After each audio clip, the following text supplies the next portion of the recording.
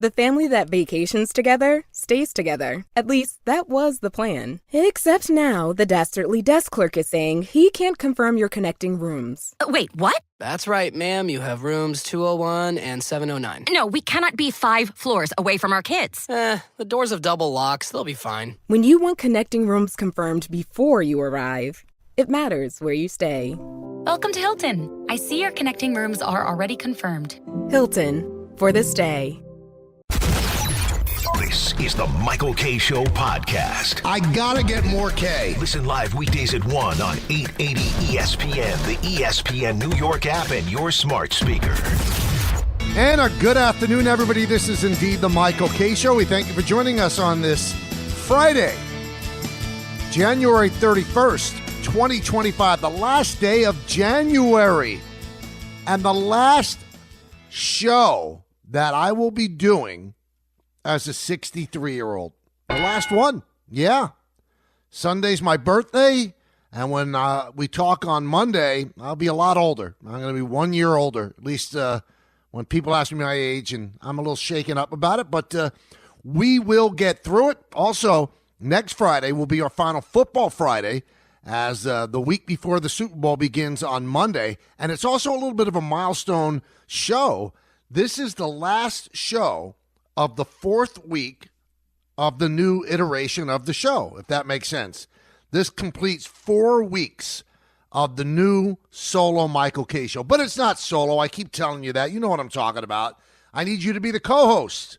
You know the number, 1-800-919-3776. We've got a guest list today that'll just blow your mind. Just blow your mind. 1:30, we have John Sterling joining us. Now, it's always a good time to talk to John Sterling, but this is a particularly important day to talk to him because tomorrow, where we don't have a show, is the 65th anniversary of him being on the air for the first time. First time he was ever on the air was February 1st of 1960, before I was born, a year before I was born.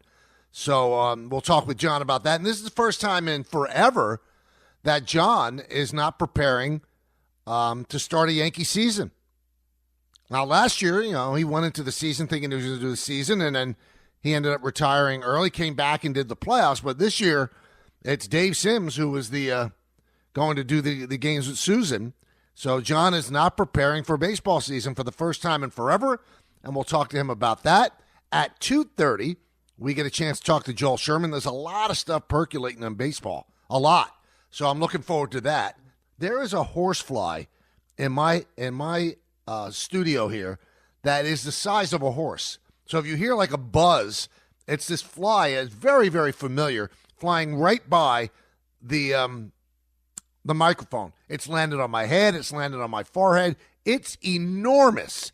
It looks like one of those like pterodactyls in the Flintstones. But I will, it's a little slow. It's in the middle of the winter. So right now it's on my face. I'm going to be able to kill it. And when I kill it, I will tell you, and it's going to be a joyous occasion when I actually smash this thing into obliteration. 1-800-919-3776. Anyway, 2:30, it is Joel Sherman of the New York Post because so much is happening in baseball. And, the Pete Alonso thing is so fluid. A lot of people think now he is going to return to the Mets. After 2 weeks ago, there's no chance he's returning to the Mets. And the Reds are supposedly in play, and the Blue Jays are supposedly in play. Max Scherzer signed a 1-year deal with the Blue Jays at $15.5 million. Now, I'm a Max Scherzer fan, and I like Max Scherzer a lot. But, it tells you where salaries are for pitchers right now. Why would you give Max Scherzer $15.5 million? He hasn't been able to stay healthy. Now you can say, well, when he pitched last year, he was pretty good. Okay. He didn't pitch last year that much. If you want to give him a make-good contract, $5 million, and you face you complete 100 innings, we'll give you another $10 million or another $8 million. Give him but $15.5 million guaranteed. Are you kidding me? What are we doing? And he got $500,000 more than Charlie Morton, who has been a consistent healthy presence on a mound, and he got $500,000 more than Justin Verlander. It's stunning. Good for him. He's a nice guy. I've talked to people who know him very well, say he's a top-flight dude. But he's in his 40s and he can't stay healthy. And the Blue Jays, who I guess are desperate to just sign anybody, I mean, what a massive overpay. I mean, if you had to bet over-under, somebody said, okay, you got to bet over-under 100 innings. You're betting under, not betting over. He couldn't stay healthy with the Mets. He couldn't stay healthy last year with Texas. He can't stay healthy. And you know why? Because he's older. His body breaks down. He's a maniac. A physical maniac, the way he pitches. I mean, he's driven, but his body can't stay healthy. $15.5 million. Goodness. I'm going to make Charlie become a pitcher. And the weird thing, and Don always said this on our show, and he's so right. All they do in baseball is devalue starting pitchers. They don't let them pitch more than 6 innings. They will not let them go a third time through the order. They go to the bullpen the first chance they get. Teams that are good build great bullpens. And then all they do is overpay starting pitchers. How does that make sense? Especially a 40-year-old starting pitcher that can't stay healthy. Now, you can make a case, Garrett Cole deserves his $36 million. Because occasionally Aaron Boone will let him pitch 7, 8 innings. He deserves it. He's a horse. Max Scherzer in his heyday deserved all the money that he made. Same thing with Justin Verlander. But these other pitchers that are getting all this money and they can't pitch more than 5 innings, explain it to me. If starting pitching is so valuable to teams, why don't they let them pitch? Why don't they let them get through a third time through the order? And I know what they'd tell me if they were in front of me right now. Well, we've got the data that says that pitchers aren't good third time through the order. Okay, good. You got the data. Then why doesn't that data apply? I'm going to give this guy $35 million. Why? Is it worth it to give a starter all that money to pitch 5 innings? The Dodgers won a World Series using a bullpen. All of their starters were hurt, and they won a World Series. And we're giving Max Scherzer $15.5 million. I don't want it to seem like I'm jumping on Max Scherzer, but goodness gracious, it makes no sense. So I keep reading. The Super Bowl is against the Eagles and the dynastic Chiefs. And I think the Chiefs are on a great run. But I'm going to throw this out at you. Don't you think we've got to, put guardrails on the word dynasty? If the Chiefs are a dynasty and they're going to their, was it 5th Super Bowl in 8 years, something like that, I think. If they're a dynasty, then what were the New England Patriots? They went to 9 Super Bowls in 20 years. That's a dynasty. I think what we've done, like we do in most things in life now, is we've cheapened the phrase dynasty. The Yankees back in the 20s, the 30s, the 40s, the 50s, and the first part of that was a dynasty. They were great every single year. Now, I'm not taking anything away from the Chiefs because it's an incredible run. And you can't say, well, they're dealing with a cap. Well, so are the New England Patriots. So you could say, if you want to be literal, the beginnings of a dynasty. Because it wasn't too long ago that the Patriots just did that. And the Patriots actually beat you to get you a Super Bowl with Tom Brady. Tom Brady's one of the few, I think that Patrick Mahomes has lost 3 playoff games in his life. 2 to Tom Brady and 1 to Joe Burrow. So the real dynasty has actually defeated you and stopped you from getting to 2 more Super Bowls. I can see it now. Let's say the Dodgers end up winning another World Series. Well, that's a dynasty. No, it's not. It's a great run. It's a great run. That's what it is. So we have to pump the brakes on the Dynasty talk. 1-800-919-3776. Now, I told you about the guests. We also have a surprise coming up at the end of this segment before John even comes on. I don't even think I'm going to tell you who it is, but you'll love it. You say, oh, it's so great to hear from him. It's going to be a quick hit, though, but you have to stay tuned. All right, so here's where the co-host stuff comes into play. 1-800-919-3776. We're going to go to the phones early today because of the fact I've got so much to do, and I do not want to eliminate my co-host today. So we'll start today with Andrew in Medford. Andrew. Yeah, hey, Michael. How you doing? Good. How are you? Good. I just like to say a couple of things with the Yankees. Sure. First off, you tell me what you talk about with Scherzer with Toronto. Yep. They should have just taken Stroman and paying $15 million for Scherzer. But two players not a bad point.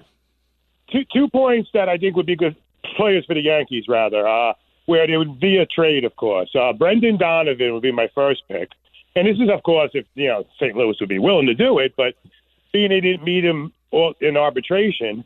Such a great, talented player, a lefty hitter, be a great leadoff player. I think the Yankees like him too, Andrew.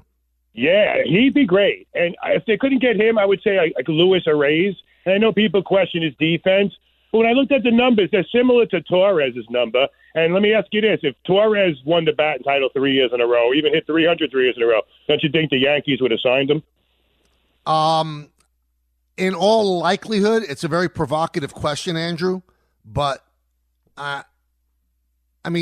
there's a lot of things that come into the stew with Torres. He's not a good defender, so since Ariz has the same defensive metrics as Torres, that's not something to hang your hat on. That's not a great selling point. I think that if the Yankees could get Ariz and have San Diego eat some of the $14 million, maybe they would. But you heard from Hal Steinbrenner when he had that interview on the hot stove with Meredith. They're intent on improving their defense. And if you're going to put Ariz at second base, I'm sorry, he's not a good defender. But he does give you the one thing that the Yankees don't have. You know what that is? A leadoff hitter. They do not have a prototypical, legitimate leadoff hitter. They have people that could fill the role, but right now they are searching. They're going to have to do experimental stuff. Do they want to have Chisholm there? Do they want to have Volpe there? Do they want to start Dominguez in his first full season in the leadoff spot? So there's a lot of questions to be asked. Ariz would solve that. He's a leadoff guy. He's going to get on base. He has a high on-base percentage. There's no questions about him as a hitter. He's not going to hit for power, but he's going to win you a batting title. But he's going to let in a lot of runs at second base too. Let's go to Steve in the Jersey Shore. Steve. Hey, what's up, bud? Hey, Steve. I was just calling to.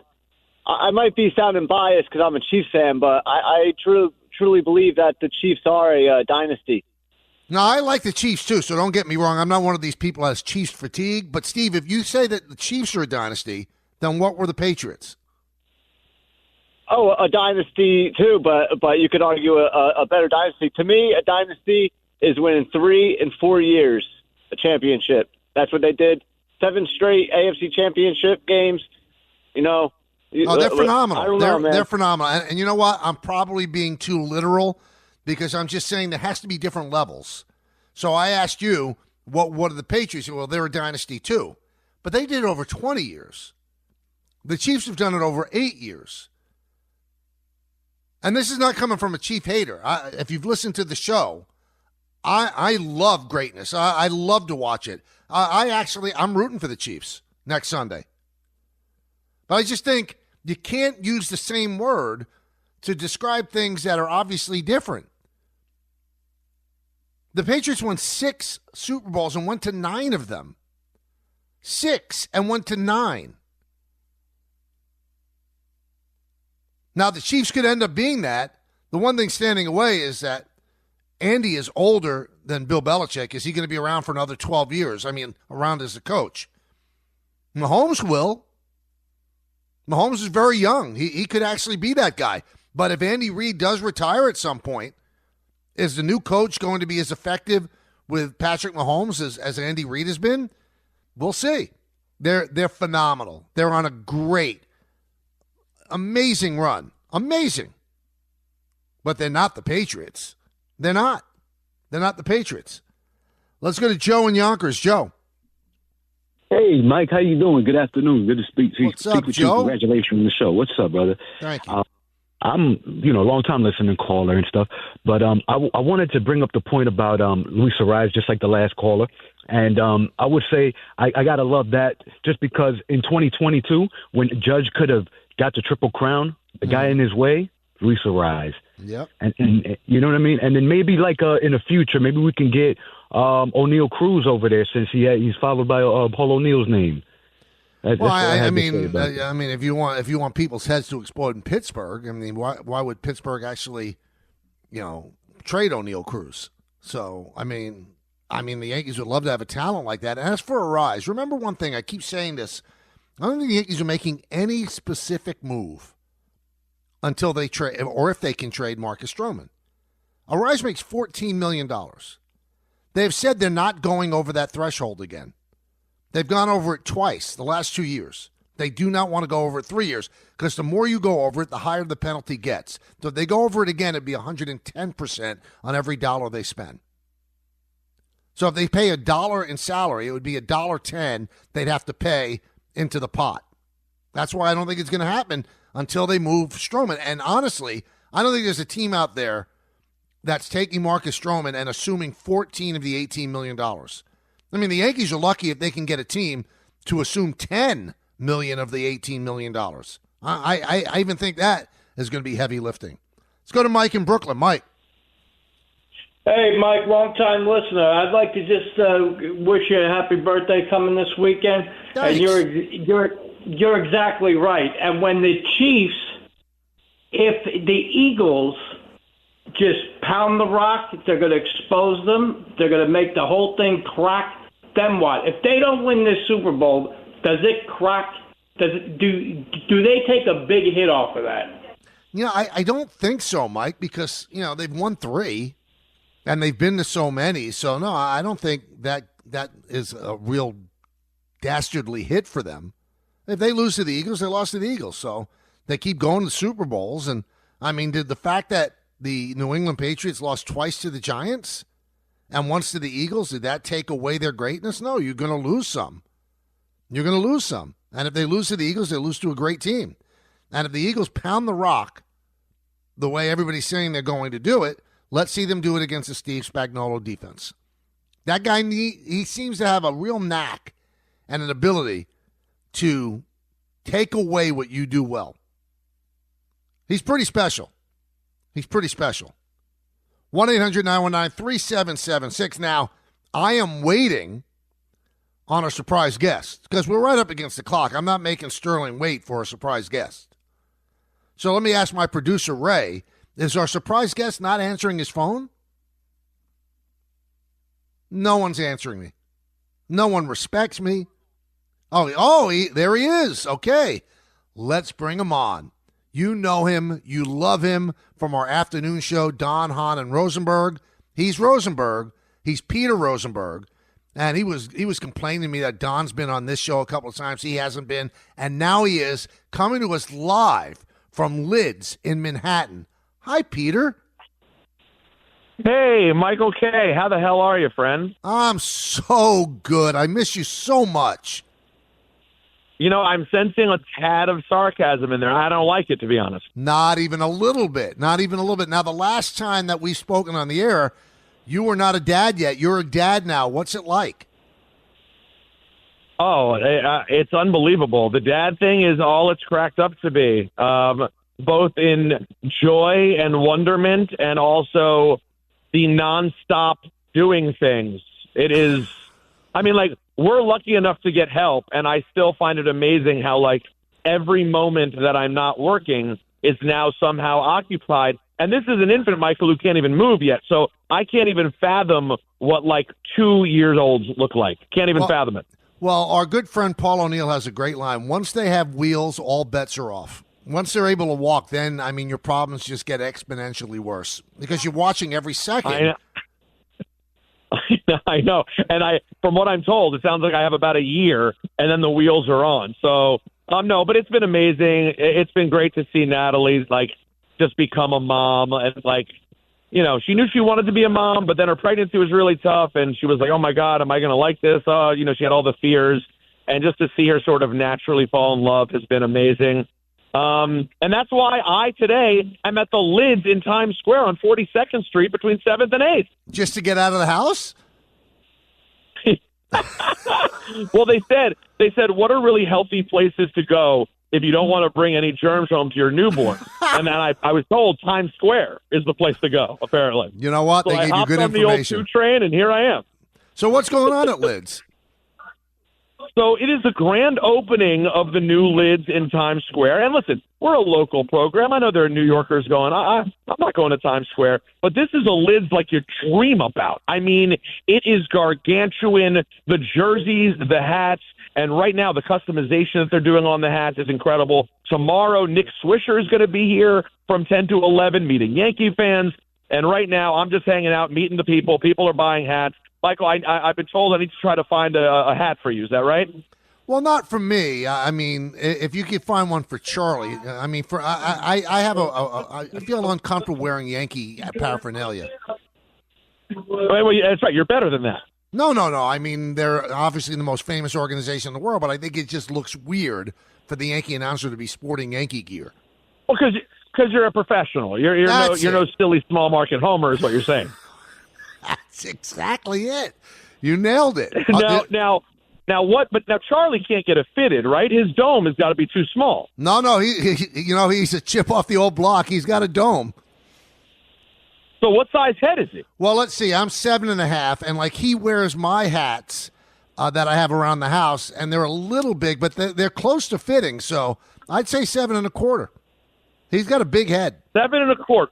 Yeah. All right, I'm going to try to find Charlie K a 7.25 Yankee cap. And by the way, right now there's only a few minutes left. If you happen to be nearby, you're listening on the app, and you want to pop by at 1:45, we're doing a drawing. You can enter right here. We're giving away a $150 shopping spree to Lids. So if you happen to be around, you're near Times Square, your train stopping in Times Square, stop by Lids on 42nd between 7th and 8th. The ESPN New York team is here. It's a happening. Oh, you know what? You're so good at this. I mean, I feel like getting up and going to Times Square right now because you've sold it so beautifully to go to Lids. You're the best. Thank you. Thank you very much. I appreciate it. Next time I'm on the show, I want to talk more than hats. I want to bring my expertise to something. I'll just have to find something to become an expert in. You know, I was listening to your show a lot yesterday. You guys do a lot of music. So once you got free of me and my Neanderthal taste, you really have spread your wings with music. I could tell. Oh, well, yeah, we have been doing a little bit of music stuff, and that's been fun. But let me tell you, this Alan Hahn and this Don LaGreca, they love sports, these guys. Yes, they do. They love the sports. Alan Hahn and Anthony Pusick are texting about sports until 2 a.m., and then when I wake up, guess what? The chat's still going. It's like you used to say Don did the show before the show. Right. Hahn and Pusick do a podcast 24/7 over text. Never seen anything like it. Well, I think you realize it. Pusick is really, he's like a very, very secret sports geek. I mean, he's a big-time sports geek. Oh, my, is it a secret? The guy knows everything. There's not a thing that we're talking about where if I'm hesitating, and this is what makes him a great producer, if I'm hesitating or forgetting, there's not a topic, any topic in the world, he says who it is in my ear. I don't have to know anything ever again. The guy knows everything. And I have heard this, and you can confirm, he is actively rooting for my show to fail now that he's no longer producing. I've heard that from people. Oh, I 100% believe that. I've never heard it, but it sounds true. And then the unfortunate part is you have the great Ray Dinahan, who's a great man, but you could be stuck there struggling. He won't even care to go in here and tell you what's going on. He'll know the answer, won't even care to share it with you. Oh, no, Ray's been just a gem. He's just been a gem, really. Love him, everything about him. I'm glad to hear you guys are flourishing. I miss you greatly. Thank you for your wonderful, sweet gifts for the baby. And I hope that one day I'm a guest on the Michael K. Show. Well, you know what? This is the first one. So have a good time at Lids. And as you said, they're having a big drawing at 1:45, so people should drop by. Damn right. And watch the countdown to the Royal Rumble tomorrow, 4 o'clock on Peacock. I'll be there. Oh, I love it. I love it. Peter, have a great weekend. So long, Tell friend. Maya I said hello. I will. Take care, buddy. That is Peter Rosenberg. So he's down at Lids, a big store in Times Square, and he's going to get Charlie a hat that's personalized. That's Charlie K on the side. All right, John Sterling is going to join us in just a moment. It may be the off-season, but every season is Bigelow tea season. You know I'm picky about what I drink, especially on days I have a show. One of the first things I do each day is reach for a mug full of Bigelow tea. I love the different flavor options, and it's perfect for someone who makes his living behind a microphone. Want to know what keeps me going? Look no further than my cup of Bigelow tea next to me in the studio. So grab a mug full of your favorite Bigelow tea and tea proudly. Bigelow tea, the official hot tea of the New York Yankees. Hey there, Ryan Reynolds here. It's a new year, and you know what that means. No, not the diet. Resolutions. A way for us all to try and do a little bit better than we did last year. And my resolution, unlike big wireless, is to not be a raging and raise the price of wireless on you every chance I get. Give it a try at mintmobile.com/switch. $45 upfront payment required, equivalent to $15 per month. New customers on first 3-month plan only. Taxes and fees extra. Speed slower above 40 gigabytes on unlimited. See mintmobile.com for details. TaxAct knows filing taxes can be confusing, so we have live experts on hand who can help answer any questions you may have. Questions like, can I claim my SUV as my home office if I answer work emails in my car? If I adopted 12 dogs this year, can I list them as dependents? And, am I doing this right, or am I doing this very, very wrong? Our experts have the answers to those questions and many others. TaxAct. Let's get them over with. This is a PSA, or public sock announcement. Experts have declared Bombas socks as the best way to warm up chilly feet. These pairs are super cushy, soft, and designed for maximum coziness. Plus, for every pair purchased, another pair will be donated, so someone in need of essential clothing can stay warm this winter. Go to bombas.com/ESPNpod and use code ESPNpod for 20% off your first purchase. That's BOMBAS.com/ESPNpod and use code ESPNpod. Thanks for listening to the Michael K. Show podcast. He's been here a long time, and he's going to be here even longer. Catch the show on demand whenever you want. Just subscribe to us wherever you get your podcasts. Welcome back to the show, everybody. Tomorrow, February 1st, 2025, marks the 65th year that John Sterling has been a broadcaster. It's just absolutely stunning. A number that just blows you away. And the thing about John, and you'll hear in just a moment, I wasn't alive his first broadcast, February 1st, 1960, but I did work with him for 10 years. And all these years later, he sounds the same. 65 years later, he sounds the same. And I always tell him, I mean, it's a testament to God-given talent and it's just pure luck as well. But I wanted to celebrate with John, and we have him on the show right now. John, happy anniversary. How you doing?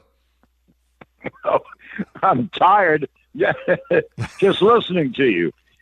No, Michael's doing me a favor. I wanted to be on the air in my 65th year, and so tomorrow he's not on the air. So we're doing it today. So first of all, Michael, thank you very much. Of course. It's amazing, and it's something that you almost can't believe, and I can believe it because I was there.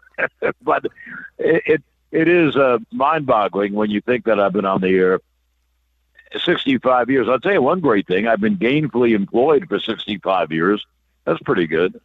Now, what was the first gig? What were you doing on February 1st, 1960? Where was that? A pretty good story in a way. It was a tiny daytime station up in a town called Wellsville, New York. They say 70, 80 miles south of Buffalo, something like that. And it was tiny. And the morning man would leave after his show. He'd been there since 5 o'clock in the morning or so. And then the general manager picked it up till noon. And then the general manager had to go out and sell the local merchants. There weren't any national spots. It was filled up, and it was filled up with local spots. And Michael, on my first day in the studio. Now, I had to run tape machines and the board and all that, and I'm not the most mechanical guy in the world, but I figured it out, and they left me. Do you know I was alone in the station all afternoon? But I always had the ability. I'm not crying about this. I always had the ability to open the mic and talk, just like you, which is why I wanted so much for you to get the job as my partner on the air, and it worked out great for 10 years, and then look what you've done with it, my goodness. So it was just an odd day that I was on the air all alone in a building. I was the only one. Isn't that amazing? Now, and if you're wondering, well, what happened when you did the news? Yes. Oh, no, very much so. Uh-huh. And spinning the music I wanted to play. And, people have heard this about doing the news called Rip and Read. And that's what I did. I'd run down outside of the studio, go down this hallway where the machine was, AP or UPI, I don't know which, and I'd rip off the 5 minutes and do that on the air. So that was the beginning. And you know what, Michael? I loved it. I loved being on the air, and I loved it ever since. Now, you've told me this before, John. That must have been such a thrilling day for you because you wanted to do that since you were a little boy, right? Yes, absolutely. I've told this story before, probably too many times, but as a little boy at home, probably 8, 9, 10, something like that. It was before puberty, and the radio was on, and this guy with a great voice said, "Live from Hollywood, it's the Eddie Bracken Show, da-da-da-da-da-da, with Eddie's special guests." Well, I didn't want to be Eddie Bracken, who really was a Hollywood star. I want to be the guy who said live from Hollywood, and look how it's worked out. Did you want to eventually go into sports, or did you want to do the music? Oh, no. I loved, from the first moment, I loved baseball, basketball, football, and hockey. I listened to every disc jockey show, every newscast, every sportscast. I mean, I was overwhelmed, and I'll tell you why it was a great thing for me. Now, Michael knows this because he knows me. Now, I was an awful student. I was a terrible student. And you know what? I never worried about it because I knew what I was going to do for a living. And that's pretty good when you're that young.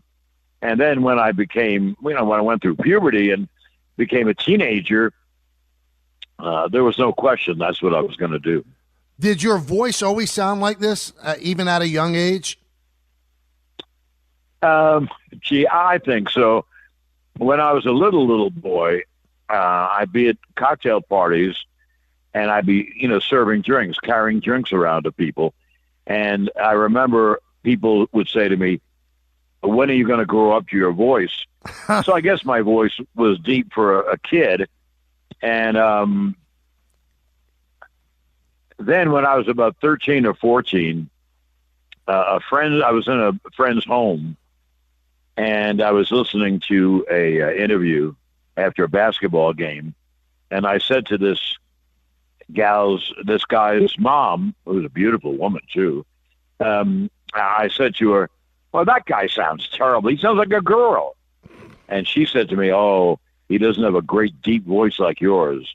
So I guess it was about the same. Now, when you were growing up, was Mel Allen the guy you listened to a lot? But I listened to everyone. I did listen to Mel, and I certainly listened to the Dodgers. I read every newspaper. But actually, the guy I really liked was the guy who did the Giants, a guy named Russ Hodges. He had a great voice, and he was kind of different or funny. And so I listened to them all. I listened to Marty Glickman, unbelievable. My goodness.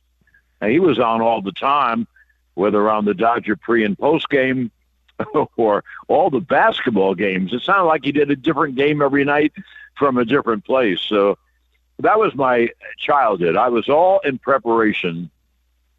I mean, I don't, as you know, Michael, I don't plan anything. It just happens. But it all happened for the right reason. And after all, that's what I became, a broadcaster. And tomorrow it would mark 65 years. Now, here's the thing that fascinates you, because I do know you so well, and you don't plan, and you're not like a schmoozer or things like that. So how did 21-year-old John Sterling get that gig all the way upstate New York when you were living in New York City? How did that happen? Well, I was going to my third. Michael knows all this. I was going to my third college, Columbia General Studies, and I saw in the booklet, I was registering for classes, and I saw in this booklet, oh my God, there's a class at WNBC given by the WNBC program director. I saw that and fell apart. And so I went to the registrar and I said, I want to go into that class. And he said, well, it's really only for people who are going in the business. And I said, well, I'm going in the business. So he said, well, read this.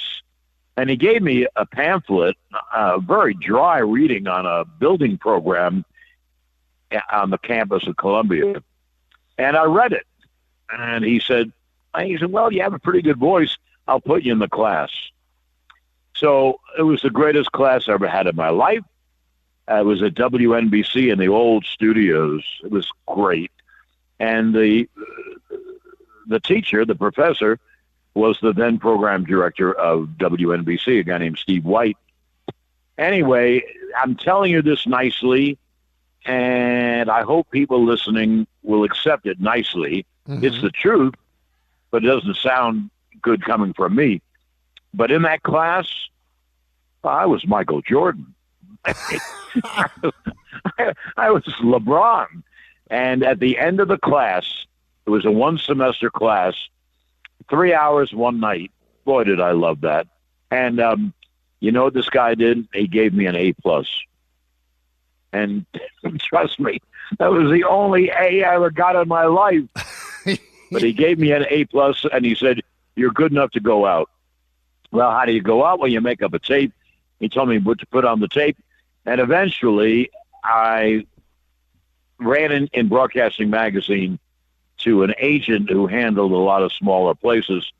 And I called him, and he told me about this job. I sent a tape and got the job, and I've been working ever since. Well, you sound terrific, and I was wondering about this as I was preparing for the show. And we're talking with John Sterling, as if I have to tell you that, you know the voice. This is the first time in forever, John, forever, I can't even put a number on it, that you're not preparing for a baseball season. How weird is that for you? It's a little weird. But, Michael, I found out last year when I was out for a while, I'm a loner, and I have a great place here in New Jersey. The best place I ever had, and Michael knows all this. I have 4 wonderful kids. We see each other all the time, and I have a very good life here. And I may work. I might do one show a week if I can get it, or things like that. But for the most part, I'm going to spend my time listening to you broadcasting Yankee games. There. Do you think that you'll miss I know the daily grind was getting you, but I also know that when you're in the booth, it's your natural habitat. Will you miss that? Right. Yes. I've told this so many times. The games are the easiest thing I do. I'm sitting down in this comfortable chair in this broadcast booth. To my right is Susan, one of the greatest partners you could ever have. And the game just goes easily, just like with you. We don't have any production meetings. So, you just go on the air and do it. Yes, I will miss that. But the daily battle to get to the stadium, I've done that. And I don't plan ever on traveling. I love living here, and I'm going to live here. And, I'll get along just fine. Yes, I will miss it. No question. So I know that you consume sports, like you devour it on a daily basis. You watch everything. Do you like what the Yankees have done during the offseason after losing Soto? Yeah, very much so. What I figure, Michael? Soto did not want to be a Yankee because the ballpark was the best ballpark ever for Juan Soto. He never hit that many home runs. So right field is right there. And then left center is so big. It's big for his singles and doubles. And then there's the glamour of the Yankees. And he had the best protector in the world in Aaron Judge behind him. And he was offered $50 million a year for 15 years. Can you imagine? $50 million a year for all those years, and he didn't come. So he didn't want to be here. And I think they bettered themselves by getting the closer, Devin Williams, and the first baseman, Paul Goldschmidt, and the center fielder, Cody Bellinger. So I think they're a better team. Well, we'll find out, though. Throwing Max Fried, too, so they make their rotation even better. Oh, my goodness, yes. Yeah, I forgot his name. So they labeled a great starter to go with Cole, a center fielder so Judge can play right, and a guy, Cody Bellinger, might hit 30 home runs in that ballpark. And Devin Williams, a closer. Yeah, don't you think they've improved? I do. I do think they've improved. And that's hard to say, losing a great player like Soto, but they pivoted and they actually look really good, I think. I think they're the best team in the American League, John. I couldn't agree more. Now, people that don't know this, I think they do. John, used to do the Atlanta Hawks, did the New York Nets and then the New Jersey Nets. And John used to play basketball all the time until his knee said, okay, that's enough. What do you think of this Knicks team that you're watching right now? I think they have a great offensive team, and the only thing that could derail them, I love their starters. Okay, the only thing that could derail them is if they hadn't. Don't forget they haven't had an injury, and you look around the league, the big players almost never play. I mean, every other night someone's out. So I think they could handle an injury unless it was Brunson. I am the greatest Jalen Brunson fan in the world. I think he's fabulous. Doesn't it amaze you? He gets his shot off all the time. Yep. He's so small, and he has so many fakes and moves, and I think he is a totally phenomenal player who carries the Knicks. So if he doesn't get hurt, I think they're going to have a great run in the playoffs. All right, so tomorrow is a big day. Are you going to have a little glass of brandy, something like that, to celebrate 65 years, John? I'll do something. You have to admit it. It's phenomenal that you could be on the air. You could be doing anything for 65 years. So I wanted to come on your show just so I could say, well, I was on the air in my 65th year. And so I thank you. You know, you're my buddy, and I love you. So anyway, thank you. Oh, anytime you want to come on, I love it. I love talking with you, and we talk on the phone anyway. We might as well put it on the air. But congratulations, unbelievable milestone, and I love you, and I will see you soon. See you very soon. Okay, probably Saturday. Yes. Okay. Okay, Michael, be well, and great luck on your new show. Although it can't be better than your old show, which lasted like 20 years. So congratulations. Keep it up, and we'll talk soon. Thank you, John. Thank you. That is the great John Sterling. I got to tell you a quick story before we break. So John called me like two weeks ago. He said, I want to be on your show on February 1st. And I said, you can't. And he goes, why? Why wouldn't you put me on? I said, I would put you on anytime you want to be on, but I don't have a show on February 1st. He goes, well, what do you mean? It's a Friday. Why wouldn't you have a show? I said, no. February 1st is a Saturday this year. Oh, no, I'm sure it's a Friday. I said, John, one thing I'm sure of is my birthday is February 2nd, and it's a Sunday. That I know for certain. So if my birthday's on a Sunday, then February 1st, ergo, must be on a Saturday. And he's arguing for a while, and they go, you're right, my boy. He said, so how about January 31st? I said, let's do it. So it was great to hear him. He sounds tremendous, and I know he is happy, and he loves his 4 children, and he does love where he lives, and he loves sports. So he will continue to consume it, and I know he wants to be on the air. He wants to do a show. He wants to do a show like once a week just to keep his mind active and his voice all ready to go. So great to talk with him. And happy anniversary, 65 years. Hey, Game Time is brought to you by Tullamore Dew Irish Whiskey, because when it's game time, it's Tully time. NBA doubleheader tonight on ESPN TV. At 7:30, the Denver Nuggets are in Philly to play the Sixers, followed by the Suns at the Golden State Warriors at 10 p.m. Now, tomorrow night at 8:30 on ABC, the Knicks host LeBron and the Lakers at Madison Square Garden. Pre-games at 8 p.m. right here on 880 ESPN. Tullamore Dew, the original triple distilled, triple blended, and triple cask matured Irish whiskey. Be sure to grab a Tullamore Dew or try the new Tullamore Dew Honey during today's action. Glasses up to enjoying Tullamore Dew responsibly. We're going to give away a super box when we get back, so we want you here for that. Also want to talk to you. There's a lot of stuff to do. Joel Sherman at 2:30. Hey, Super Bowl 59. One game, two teams, endless possibilities. There's no better way to make every play more exciting than with FanDuel Sportsbook. Whether you're predicting the first touchdown, who'll take home the MVP trophy, or the coin toss, FanDuel makes it easy to place your bets and feel the thrill of every moment. With live betting all game long, you can jump into the action, adjust your bets, and ride the wave of excitement from kickoff to the final whistle. Plus, to make the Super Bowl even sweeter, new customers can score $200 when you make your first bet. Just place a $5 bet, and if you win, you'll get $200 in bonus bets. Download the app or head to FanDuel.com/K and bet with FanDuel, official partner of Super Bowl 59. 21 plus and physically present in New York. First online real money wager only. $5 first deposit required. Bonus issued as non-withdrawable bonus bets, which expire 7 days after receipt. Restrictions apply. See terms at sportsbook.fanduel.com. For help with a gambling problem, call 1-877-8-HOPE-NY or text HOPE-NY 467-369. My dad works in B2B marketing. He came by my school for career day and said he was a big ROAS man. Then he told everyone how much he loved calculating his return on ad spend.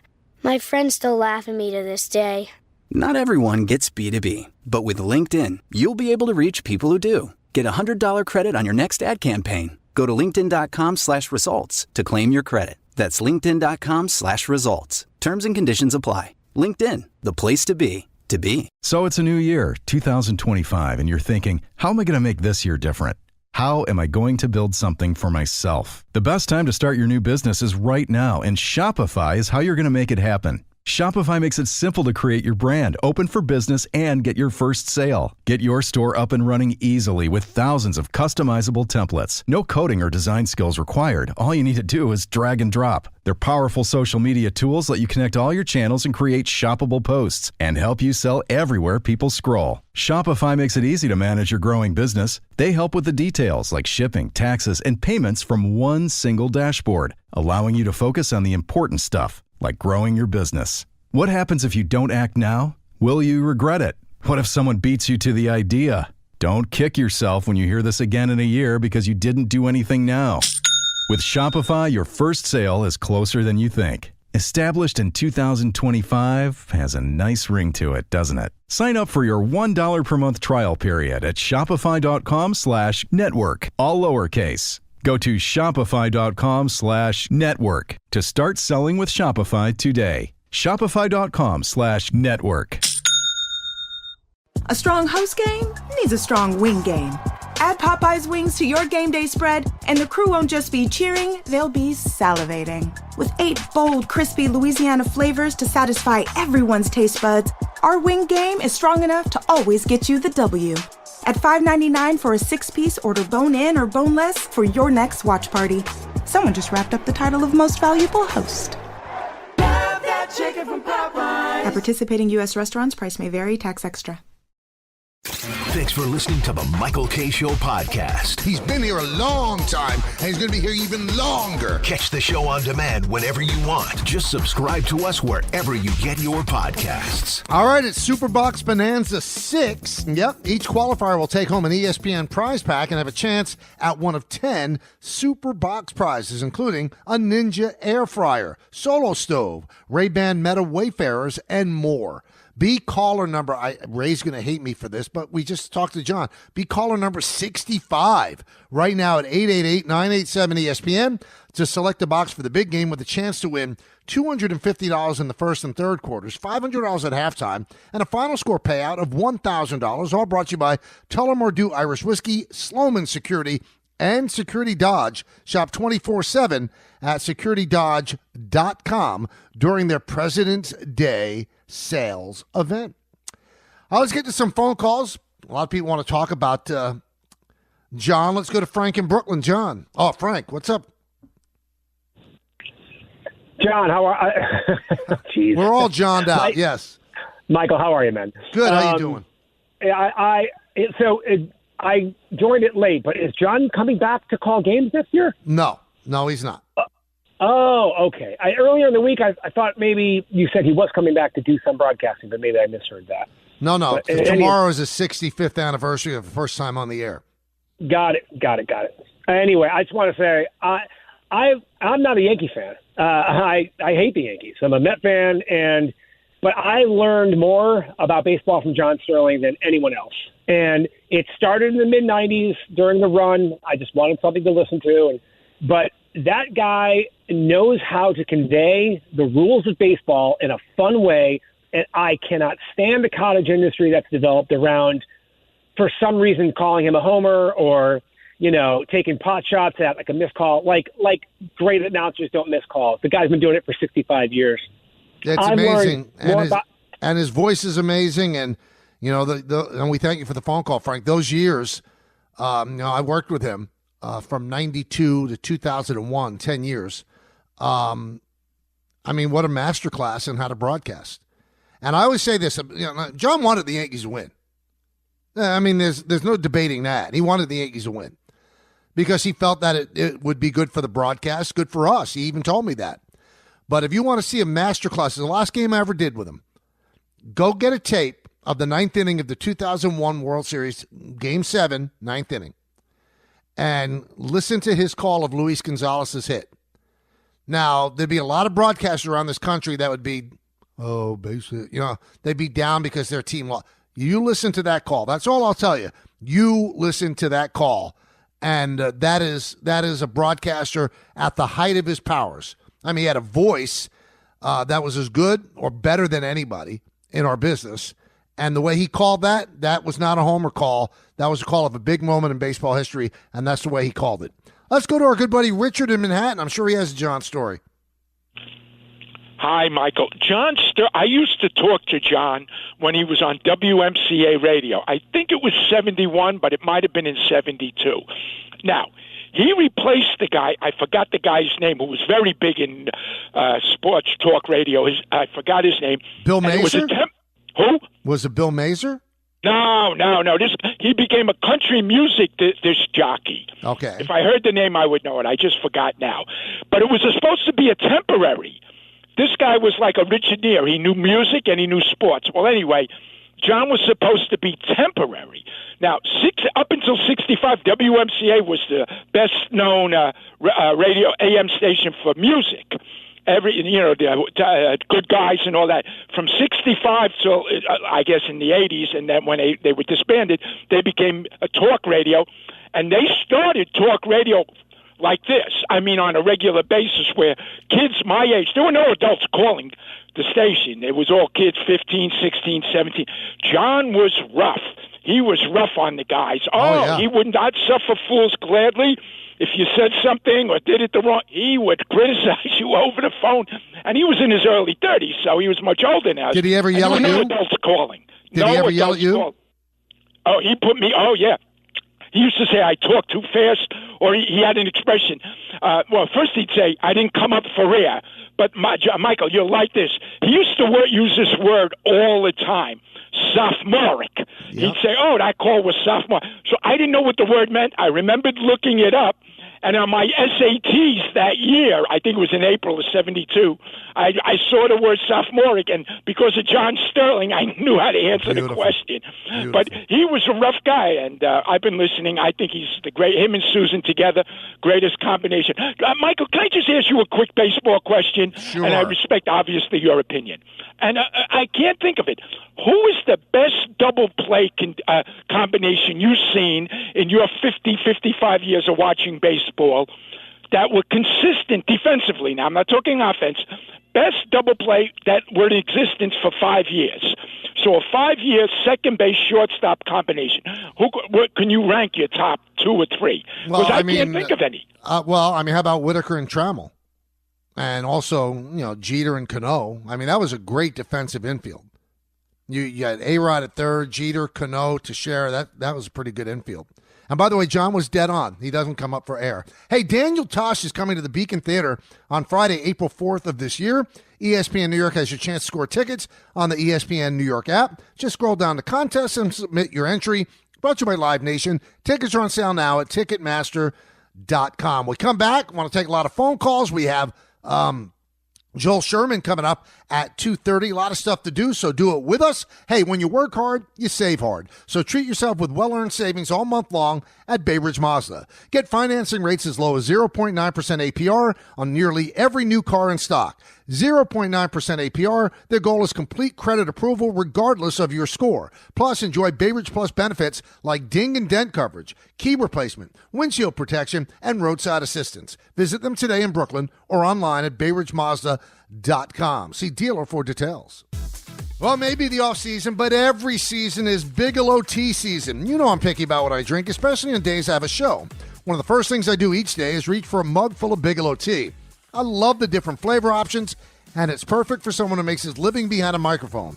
Want to know what keeps me going? Look no further than my cup of Bigelow tea next to me in the studio. So grab a mug full of your favorite Bigelow tea and tea proudly. Bigelow tea, the official hot tea of the New York Yankees. Thanks for listening to the Michael K. Show podcast. You know what? Check yourself. Hear more from Michael K. weekdays at 1 on 880 ESPN. Suck it up and like it. The ESPN New York app and your smart speakers.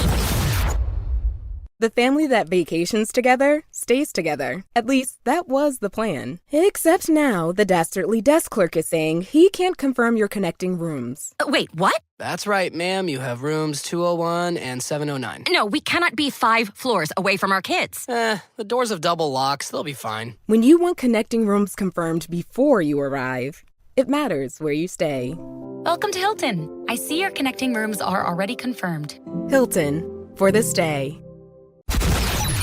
This is the Michael K. Show podcast. I gotta get more K. Listen live weekdays at 1 on 880 ESPN, the ESPN New York app, and your smart speaker.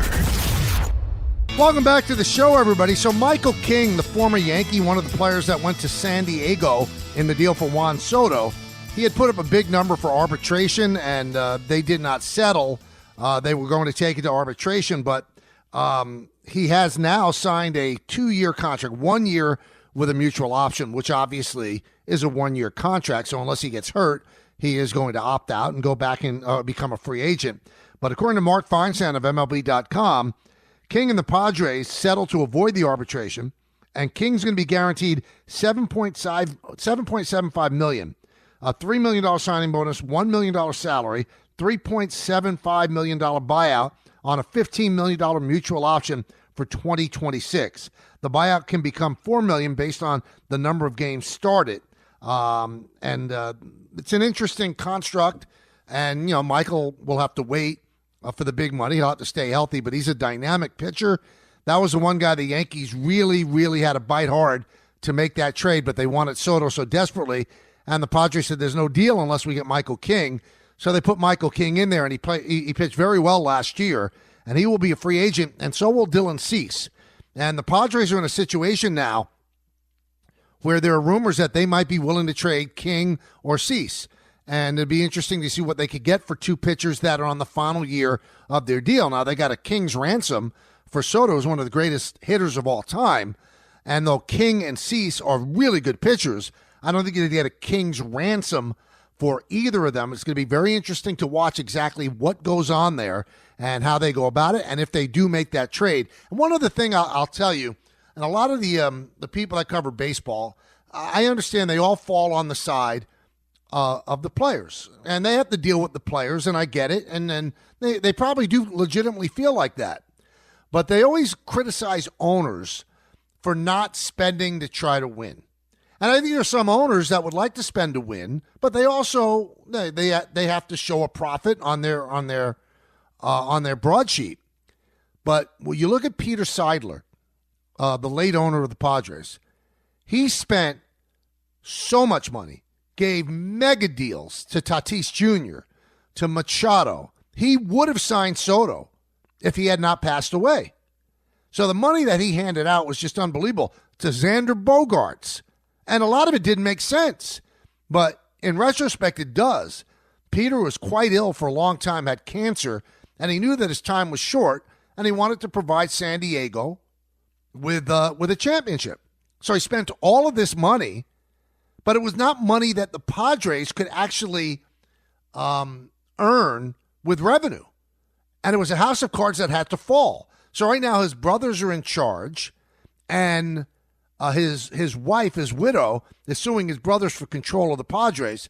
But they've got to cut salary. They can't afford their salary that they're at because they don't generate that kind of money to support a salary, a payroll that high. So you can say, well, I don't understand why owners don't spend all that money. Well, sooner or later, it's going to come back to haunt you. I don't think it's going to haunt the Dodgers because they have big money. The only way it haunts the Dodgers is if baseball takes a huge drop in regional sports networks and all their television money dries up. Then the Dodgers could be in trouble with $1.3 billion in deferred money. But the Padres are Exhibit A on, you can spend a lot of money and try to win that 1 year, but at some point, it's going to come home to roost. And when Peter Seidler died, well, all of a sudden, that money dried up. They're not able to spend that. And they don't have the desperation that Peter had because, thank goodness, they're not ill like he was. A story that hit that really is distressing. Listen, we all make money in this business, the radio business, the television business, and the business of sports in general from legalized gambling. I mean, once gambling was legalized, they support some of our shows. They're a big advertiser on this show. Several of them are big advertisers on the afternoon show. And the sports make a lot of money on it. But with the legalization and just acceptance of gambling, you're going to have things that could go awry. And we saw that with the kid Jonte Porter, who didn't make a lot of money. He wasn't like an extraordinarily well-paid NBA player, but it was found that he was helping gamblers and himself by leaving games early, and this way the gamblers always were hitting on the under. And although there's no excuse for it, because even if you're a minimum wage player, you shouldn't have to throw games to make money. But now there's a federal investigation looking into the Heat guard Terry Rozier during his time with the Hornets, where he supposedly, they're looking at one game in 2023 against the Pelicans where he played under 10 minutes. He went down with a foot injury, and there's some social media posts where they had inside information that Rozier was going to go down. And those people cashed those bets. Now, Rozier, the NBA investigated, and they don't see that he did anything wrong, but federal investigators are looking into it. If he was a party to this, he should be ashamed of himself. Because in 2023, he was already a year into a 4-year, $96.3 million contract. Why would you throw games? What amount of money could any gambler or nefarious person throw at you to make it worthwhile to throw a game when you're making 4 years, $96.3 million? It's incomprehensible. But some people also do have a disease. Again, the NBA has found nothing wrong, but federal investigators are looking into it. So I actually have a little bit of a solution. You've got to eliminate on all these apps the under. Because the under can be thrown. The over can't be thrown. I mean, you could try to go off and shoot threes or whatever the case may be, but you're at least trying to score for your team. The under, all you have to do is, I feel nauseous, I'm coming out. It's too easy. You've got to eliminate under bets. You just do. If you have unders on running back A is going to have under 95 yards in the game, running back A could come out of the game when he's at 90 yards and say, I got a hamstring. I'm out. My back hurts. I'm out. Boom. The under gets cashed. You got to eliminate unders. It's too easy to manipulate. All you have to do is fake an injury. Fake that you're ill. You have a migraine. You're out. Unprovable. So that would be my advice to all the leagues and all the gambling websites. Get rid of the under. The under is too manipulative. It's too easy to do. Too easy to do. Now, if somebody's in the bag to throw a game, there's nothing you can do about that. But that's a lot harder on a team sport to throw a game. But to do an under for a guy like Jonte Porter, it wasn't hard at all. You do hope that with the proliferation of gambling that this does not become something that destroys sports. You just hope. You just hope. All right, let's go back to the phones. Let's go to Mike in Long Beach. Mike. Hey, Mike, how are you? How you doing, Mike? I'm doing great. So I wanted to tell you a story about me listening to you guys, you and Sterling, over the summer. It had to be in the late 90s, and this is the reason why I love Sterling. I love you too, by the way, but why I love John Sterling. I'm sitting on the beach. I'm listening to a game. I don't know what game it is. I don't remember what year it was, but the two of you were together. There was a break in the action. You say, it seems to be that there's some sort of ruckus on the field. And you guys go back into talking about whatever you were talking about. And you then come back and you say, well, John, it seems like some woman has gotten on the field and she doesn't have a shirt on and the guards are tackling her. And John, out of nowhere, in that, great voice of his, just goes, well, it's great work when you get it, folks. And right there and then, I loved him. I mean, he had me right there. No, that sounds like John. I thank you for the phone call. I don't particularly recall that specific thing, but if somebody said, I'm on a quiz show, did John Sterling say this? That would sound like something that he would say. Let's go to Jerry in the Bronx. Jerry. Michael K. How are you? Pretty good, pretty good. Let me tell you something. You sound awesome by yourself. I thought it actually in the beginning, was it hard to get into it by yourself because you had the other guys with you for so long? It was a little bit of an adjustment where you're going to be the only voice and you can't bang things off of people. But then I started thinking, well, let the listeners be the co-host, and it's become much more comfortable. And I think people are enjoying it. But thank you, Jerry. They definitely are, and I'm definitely enjoying it. I look forward to it in the future, Michael. But let me tell you something. I know the Yankees actually improved themselves, but there's still holes that we have to consider. I mean, as far as third base is concerned, and you mentioned the Padres and their budget and so forth, I mean, if they could work something out for Machado, that would be outstanding. And at first base, I mean, I don't know what Paul Goldschmidt is basically going to give us, and I hope he doesn't turn into a little bit better than what Rizzo is, because his bat did look kind of slow last year. And as far as the bullpen is concerned, I still think we need a left-handed pitcher. So, yes, we did improve, from last year, and I didn't want a Soto on our team. I think he would have killed us as far as the budget is concerned. And, the Yankees are not the Yankees from the 70s, and I'm almost your age. I'm 60 years old. But I tell you, though, I think it was better off that the Yankees didn't sign him, regardless of what some people think. Yeah, what do you think, Michael? Jerry, it's funny what you say. I mean, I would have liked to have had Soto back. I can't say that I didn't want him back, and the Yankees wanted him back too. Obviously, they went far beyond where they were comfortable. You bring up Machado. They had an opportunity to sign Machado as a free agent. They didn't do it. You're talking about budgetary concerns. You're going to get Machado, who makes over $30 million a year. How's that going to work? That's not going to happen. Now, would Machado make them better? Of course he would make them better. But there's a team that right now is not making any moves because they're right up against the final threshold. So unless they trade Marcus Stroman, you think there's a snowball's chance in Hades that they would make a trade for Machado when they didn't have any interest in Machado when he was a free agent, and now they have to trade to get him? No, I mean, I can't disagree with you in terms of would it make him better. Of course it would make him better. He's an extraordinary player, but they didn't want him when it was just money. Now it would have to be a trade, and they'd have to assume all that money. And one of the last things that Seidler did was extend him even longer, where he'd be playing into his 40s. No, there's no way they're going to try to make a trade for Manny Machado. As for a lefty in the bullpen, yeah, it'd be nice. I think it would be good if they could bring back Tim Hill. But a lot of the righties in the bullpen are unbelievable against left-handed pitching. They have reverse splits, so I don't think that's something that you have to do. Would it be a nice addition? Sure. And Tim Hill is still out there. Maybe it does happen. Let's go to Dove and Passaic. Dove. Hey, Michael. Good afternoon.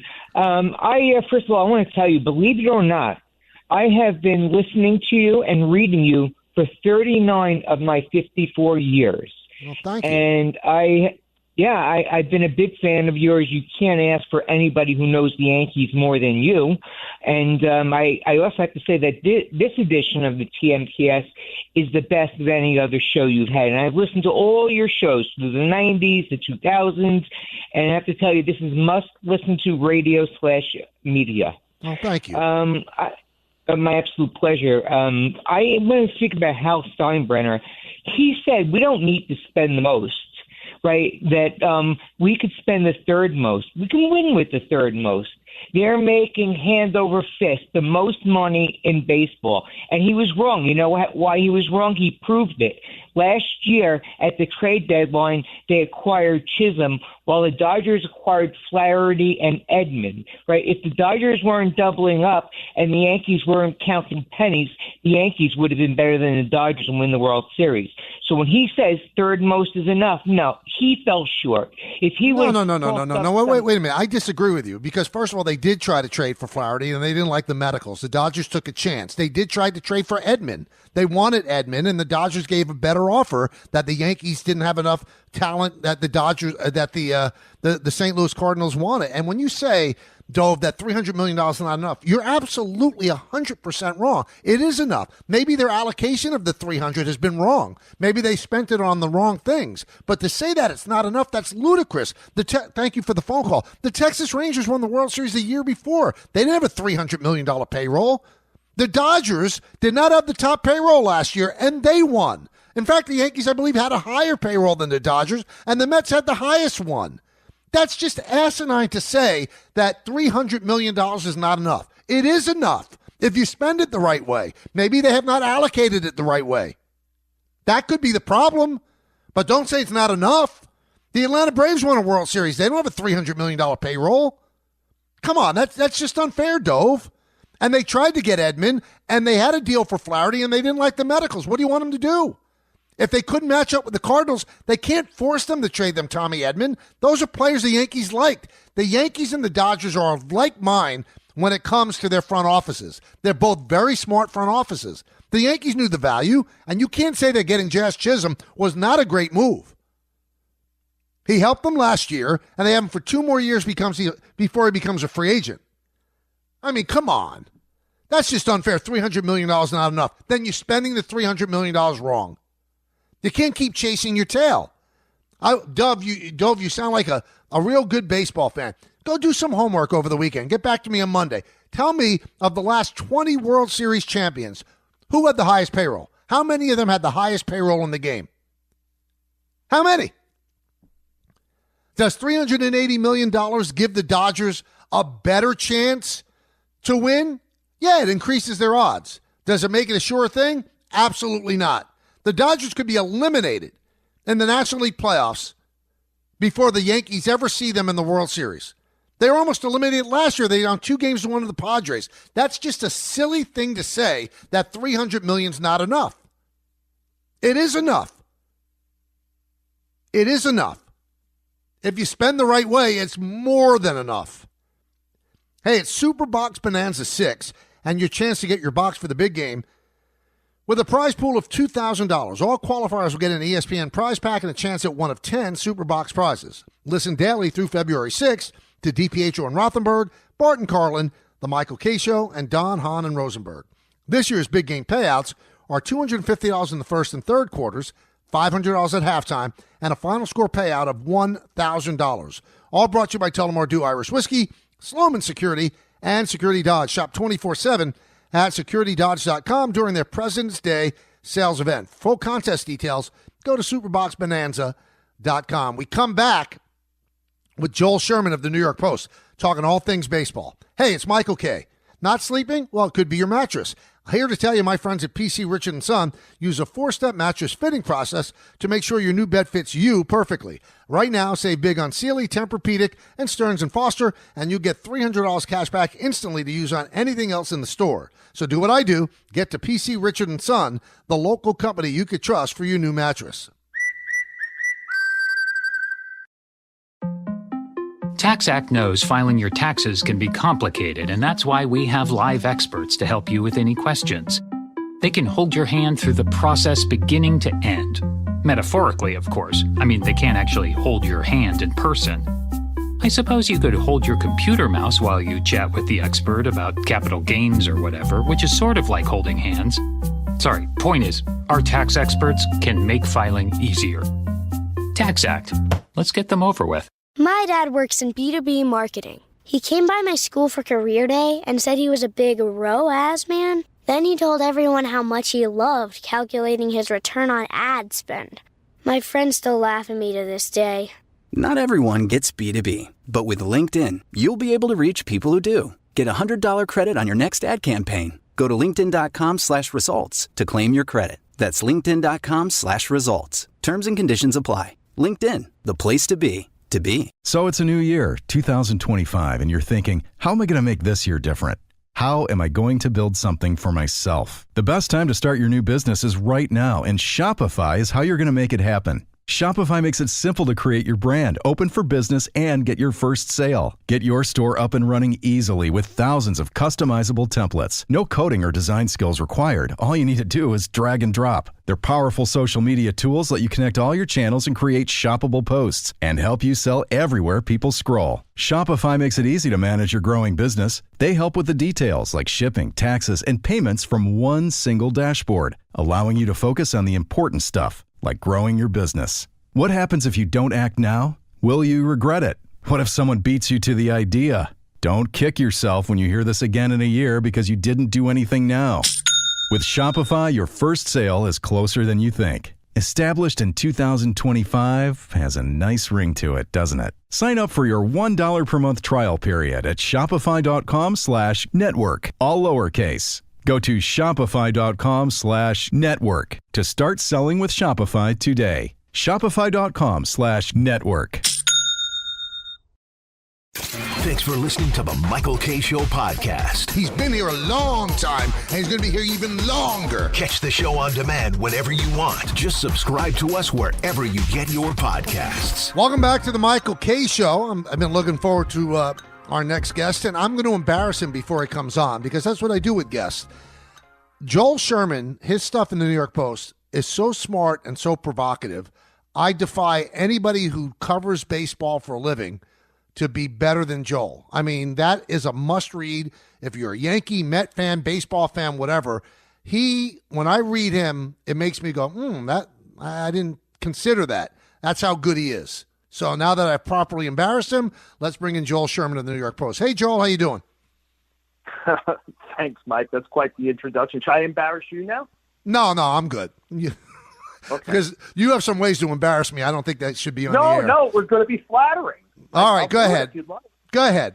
So Mike and I have known each other for like 40 years, and, but we're friends. But, like you have a family, I have a family. We both have multiple jobs. When we sat courtside together at Fordham, it was a real reminder to me how much I really like hanging out with you. It was a great couple of hours. Thank you. And I'll even go further. It's kind of funny because Joel and I kind of have dirty minds, and we're sitting next to Jack Curry, who does not. So we actually had to keep it quiet from Jack, some of the things we were saying. Is that fair, Joel? Yes. Yes. There was a lot of leaning over in the opposite direction and waiting for the sneakers to screech in ours. So, that's. All right. So a couple of weeks ago, it seemed like Pete Alonso did not have a path back to the Mets. Now, people are talking that could be a path that he has. And I want to ask you this. If that, in fact, is true, Joel, is that because he has told Boras, I want to go back to the Mets, or is there nowhere else for him to go? Well, I think that there's very limited places for him to go, and I would say there's zero places for him to go for what he perceived his value might be when this process began. There is nothing that the modern front office pretty much dislikes more than a right-hand hitting first baseman in their 30s with limited or no base running, defense, athletic advantages. It's just their models hate it.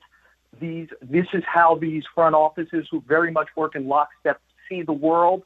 And so, I wrote this a couple of days ago. Literally 25 off seasons ago, Greg Vaughn signed the largest free agent contract. Greg Vaughn was an outfielder, but he was a very limited outfielder. He was Pete Alonso. He could hit home runs. Richie Sexton once got a big contract. 9 off seasons ago, Chris Davis got a big contract. If Pete Alonso was born in the 70s or early 80s, he'd be fine. But that's not how this marketplace sees him. It all began to work against him. And I think, now he's batting his eyes at the Mets again because, in a way, it's a place to go. It's a place of comfort, but it's also a little bit face-saving, right? Like at the end of the day, you go back there and you could do the pledge. Well, I never wanted to leave. I had offers other places. I turned down, whatever. But this has not been a kind marketplace to Pete Alonso. And the reality is, during the season, anytime you talk, I obviously asked a ton of Pete Alonso questions around the sport, and they were all like, I think he's going to have a tough free agency. And sure enough, he's had a very tough free agency because the modern baseball world does not like the profile of this player. All right, so then I pivot, or I piggyback on that. If the modern baseball world does not like his profile, then David Stearns doesn't like his profile. I think you're the one who reported that the offer was about $68 to $70 million over 3 years. And at that time last week, I said, it's clear they don't want him. Do you think that they take him back simply because of the fact the Met fans love him? Because if David Stearns doesn't like him, why are they signing him? So it's a great question, Mike. I would say this. It's not David Stearns it's clearly David Stearns for the Mets, but the offers have, these teams all pretty much read from the same metric Bible, and very few of them break out of lockstep now. And if they did, if there was some team out there that was willing to do the kind of number that Alonso was interested in, my suspicion is he'd sign it. Every time a Met fan has angrily said to me, why are the Mets doing this? I'm like, well, the Mets are certainly doing it, but so's the whole sport.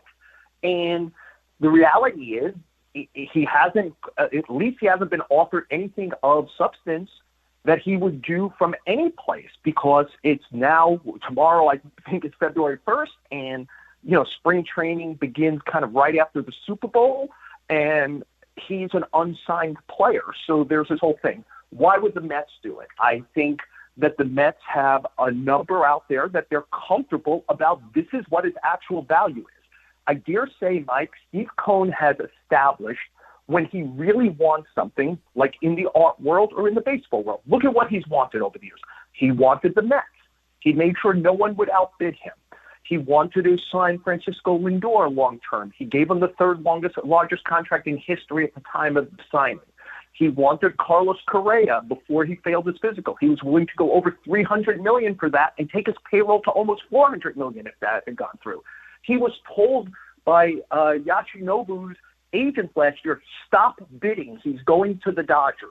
He wouldn't have stopped bidding. Another player like Correa, like Lindor, who was in his 20s, and he went to $765 million, which, John Heyman was on top of it. It feels very much about like $250 million more than they thought they were kind of have to do at the beginning, but he's 26 years old.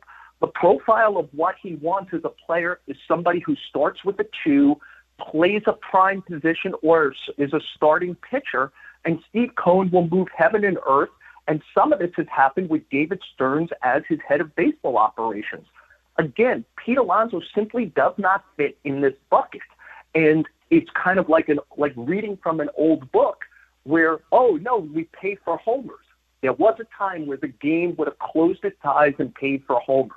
It doesn't do that anymore. There has to be age and or positional value or defense and or base running added to it to get the big money over a long-term contract. You know, I wonder, because when I was a writer, I remember at the winter meetings, you know, Scott Boras would have these, these big binders and, would illuminate you about players. And now I look at the front offices and they're so smart. They're all from Harvard and MIT or whatever the case may be.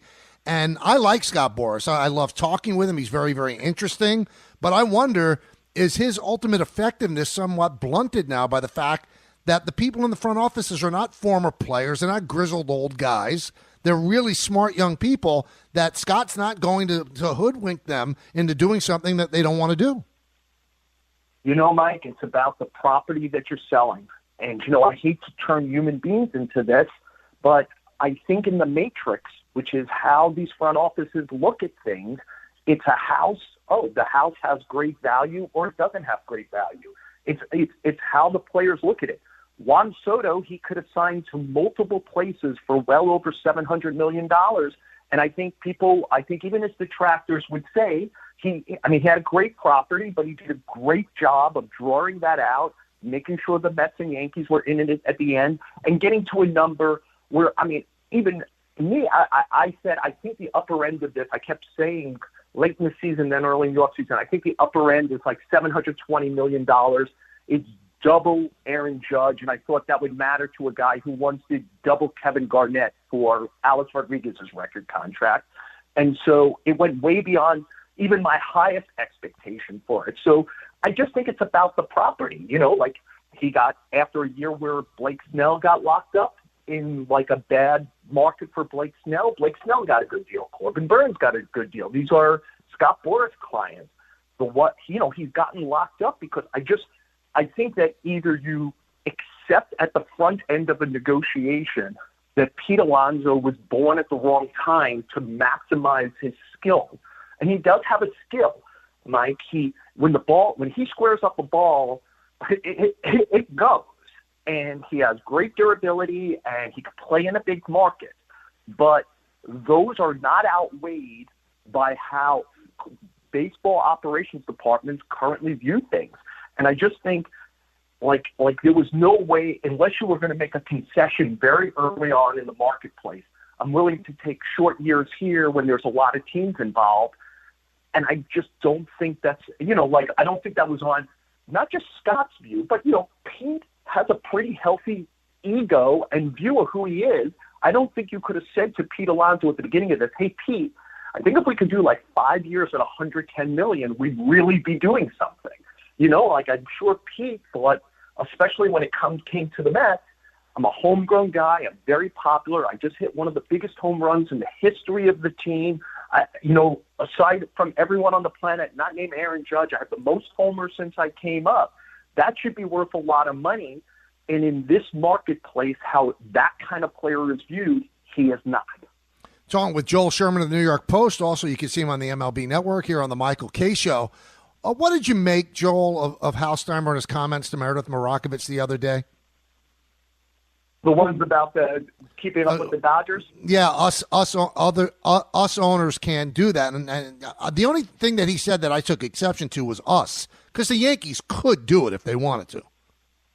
They could, Mike, and I'm not here. I think that if you own the Yankees now, that you should use what I'm going to use a term like disposable, another like $10 to $20 million to finish off a team that I think needs another infielder, a lefty reliever, and to me, a backup catcher. Because like if you think Alex Jackson is going to make your season as the backup catcher for a championship team, I think that's probably not going to happen. And to think that two other guys in the minor leagues who are older, who've never played in the major leagues, are going to solve that. And we saw what happened to Austin Wells at the end playing every day last year. That really slowed down. So I think there's ways to go and do this and to like leave everything on. Can the Yankees trade Marcus Stroman's contract or not? is, to me, strange.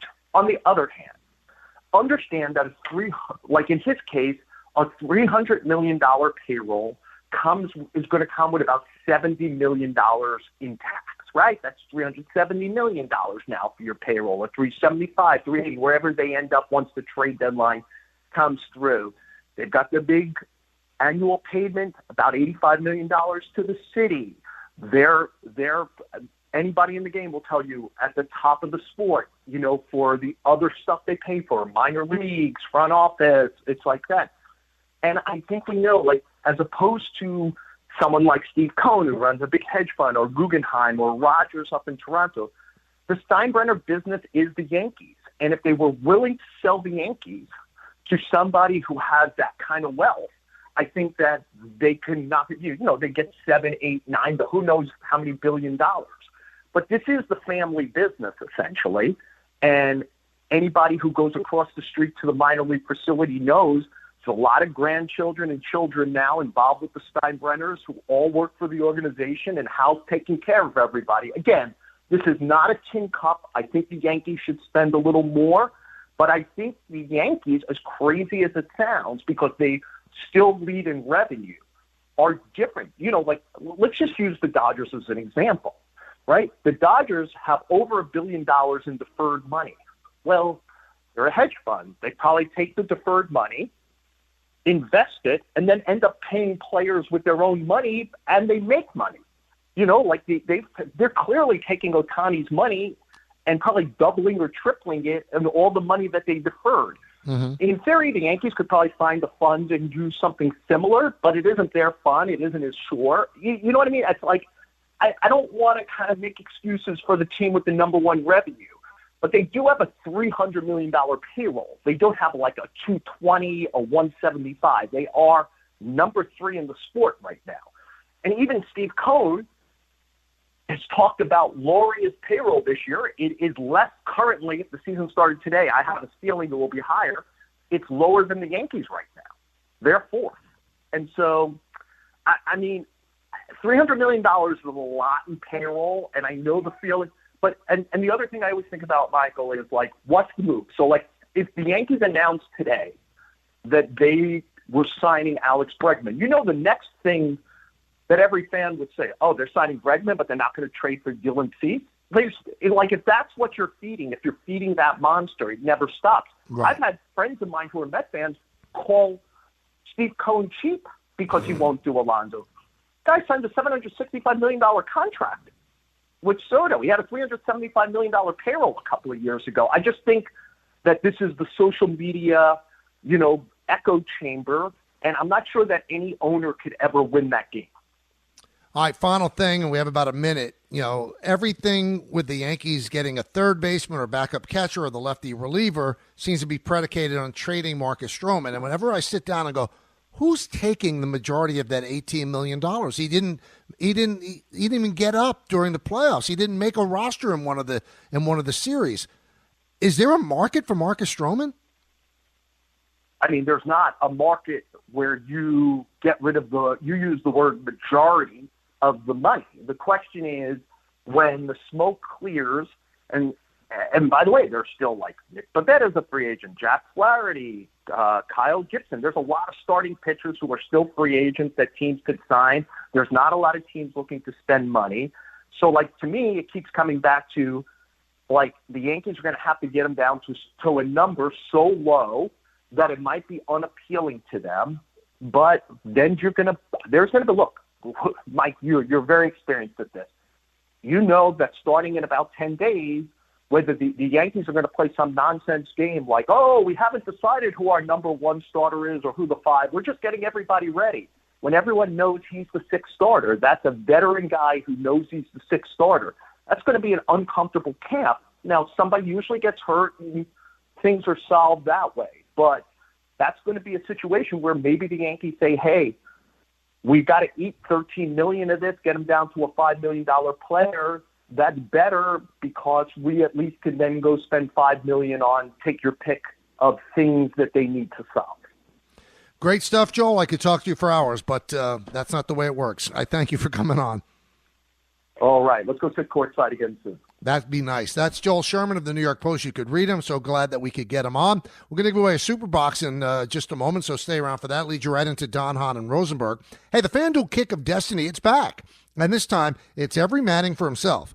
This Super Bowl, two legends will take the field in a sudden death field goal showdown. Peyton versus Eli, live from New Orleans. One kick to claim ultimate family bragging rights. Who will rise to the moment? Pick your winner now on the FanDuel app, and if you back the right brother, you'll earn a share of $10 million in bonus bets. It's the FanDuel Kick of Destiny 3. Make your free pick, and don't forget to tune in to watch the showdown live during the Super Bowl 59 pregame show on Fox. That'll be at 3 p.m. May the best Manning win. Download the app or head to FanDuel.com/K and bet with FanDuel, official partner of Super Bowl 59.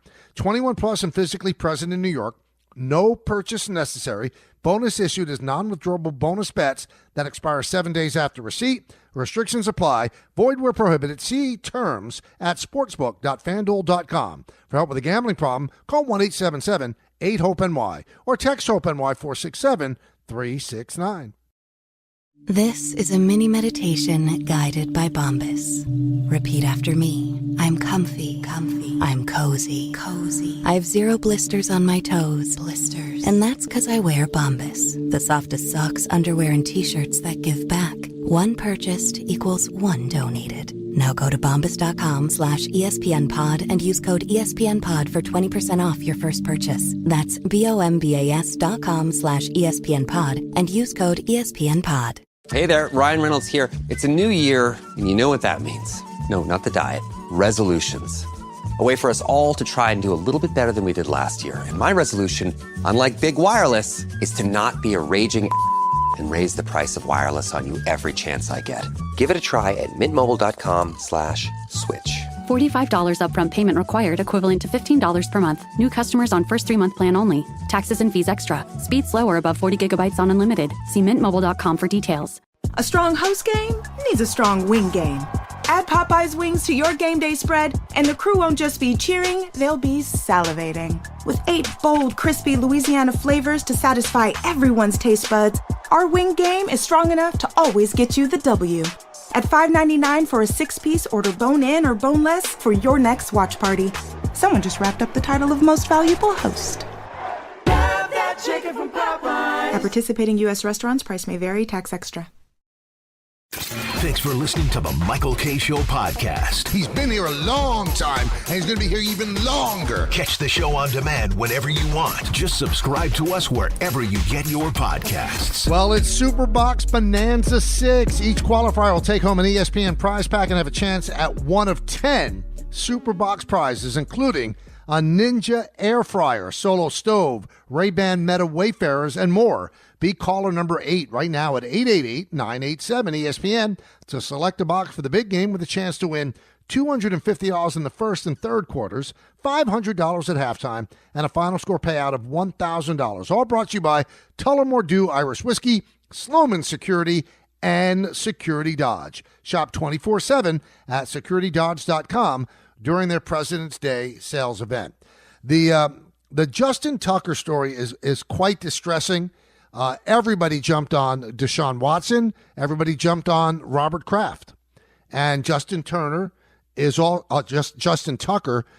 going to be eviscerated if this comes out and it turns out to be true. So 6 massage therapists in the Baltimore area have claimed that there was some kind of abuse, according to an investigative report by the Baltimore Banner. And in that report, 2 spas, they say, banned him. This is all from 2012 to 2016. And Tucker, in a release, said these charges are unequivocally false.